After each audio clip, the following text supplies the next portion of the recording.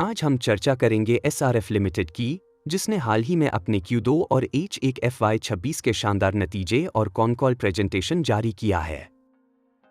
Company के president और CFO Shri Rahul Jain ने बताया कि इस तिमाही में एसआरएफ ने सभी प्रमुख सेगमेंट्स में दमदार प्रदर्शन किया।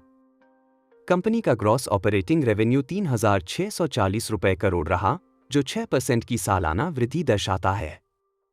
सबसे खास बात, कंपनी का EBIT 56% बढ़कर 650 रुपये करोड़ और नेट प्रॉफिट 388 रुपये करोड़ तक पहुंचा, यानी 93% की साल दर साल छलांग। केमिकल्स बिजनेस, जो एसआरएफ का मुख्य आधार है, ने 23% की मजबूत वृद्धि दर्ज की, 1,667 रुपये करोड़ तक पहुंच गया।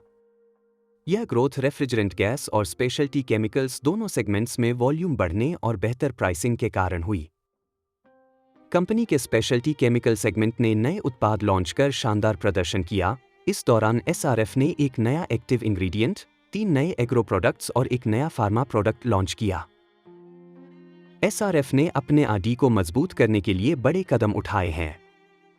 कंपनी के पास अब 153 पेटेंट्स हैं और 501 प्रोसेस पेटेंट्स फाइल किए जा चुके हैं।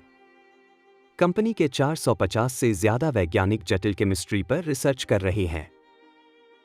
आरडी अब एसआरएफ की पहचान बन चुका है, क्योंकि इसी से कंपनी नई पीढ़ी के रेफ्रिजरेंट्स, फार्मा इंटरमीडिएट्स और एग्रो केमिकल्स विकसित कर रही है। इस तिमाही की सबसे बड़ी खबर रही एसआरएफ और चेमर्स कंपनी के बीच हुई ग्लोबल पार्टनरशिप।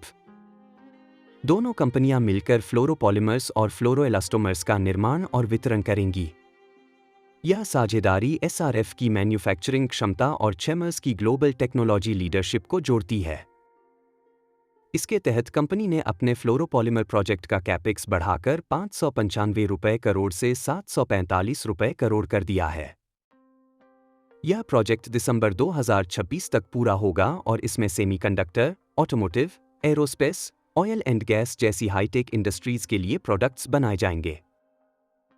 एसआरएफ ने ओडिशा में लगभग 300 एकड़ जमीन 282 रुपये करोड़ में खरीदी है, जहां बड़े पैमाने पर केमिकल प्लांट लगाए जाएंगे। यह साइट कंपनी के दीर्घकालिक एक्सपेंशन का आधार बनेगी। अब बात करते हैं दूसरे सेगमेंट्स की। परफॉर्मेंस फिल्म्स फॉइल्स बिजनेस का रेवेन्यू 1,408 रुपये करोड़ रहा, जो पिछले साल के बराबर है, लेकिन EBIT 83 करोड़ से बढ़कर 119 करोड़ तक पहुंच गया। बॉप और एल्यूमिनियम फॉइल्स की बिक्री और मार्जिन बेहतर रहे, जबकि बोपेट में थोड़ी गिरावट आई। कंपनी का फोकस अब वैल्यू एडेड और सस्टेनेबल प्रोडक्ट्स जैसे बायलैम, PCR और मोनोफैमिली फिल्म्स पर है। टेक्निकल टेक्सटाइल्स सेगमेंट को चीन से सस्ते इंपोर्ट्स की वजह से दबाव झेलना पड़ा, फिर भी कंपनी ने बेल्टिंग फैब्रिक और NTCF वॉल्यूम्स में ग्रोथ दर्ज की। कोटेड और लैमिनेटेड फैब्रिक्स बिजनेस ने प्राइस लीडरशिप बनाए रखी और नए टेंसाइल और वैल्यू इंजीनियर्ड प्रोडक्ट्स लॉन्च किए। कंपनी का कैपेक्स FY26 के लिए 2,200 रुपये से 2,300 रुपये करोड़ रहने का अनुमान है, जिसमें ओडिशा लैंड डील भी शामिल है। वित्तीय अनुशासन का असर भी दिखा, फाइनेंस कॉस्ट घटी है और ग्लोबल इंटरेस्ट रेट साइकिल नीचे जाने से भविष्य में और कमी की उम्मीद है। CSR मोर्चे पर भी एसआरएफ सक्रिय रहा। इस तिमाही में कंपनी ने 33,000 युवाओं को ग्रीन स्किलिंग और डिजिटल ट्रेनिंग दी, जिनमें से 22,000 से ज्यादा युवाओं को नौकरी मिली। कंपनी को सप्लाई चेन प्लानिंग चैंपियन 2025 का सम्मान भी मिला। कुल मिलाकर एसआरएफ लिमिटेड ने इस तिमाही में अपनी मजबूत नींव, अनुशासित रणनीति और इनोवेशन से यह साबित कर दिया कि वह भारत की सबसे अग्रणी केमिकल कंपनियों में से एक है।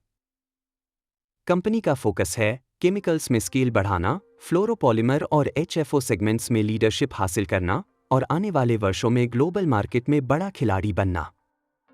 अगर आपको यह विश्लेषण पसंद आया हो तो वीडियो को लाइक करें, चैनल को सब्सक्राइब करें और कमेंट में बताइए कि अगली कंपनी की कॉन-कॉल एनालिसिस आप किस पर देखना चाहेंगे। अंत में, यह वीडियो केवल शैक्षणिक और जानकारी के उद्देश्य से बनाया गया है। इसमें दी गई कोई भी बात निवेश सलाह नहीं है। निवेश से पहले कृपया किसी SBI पंजीकृत निवेश सलाहकार से परामर्श करें।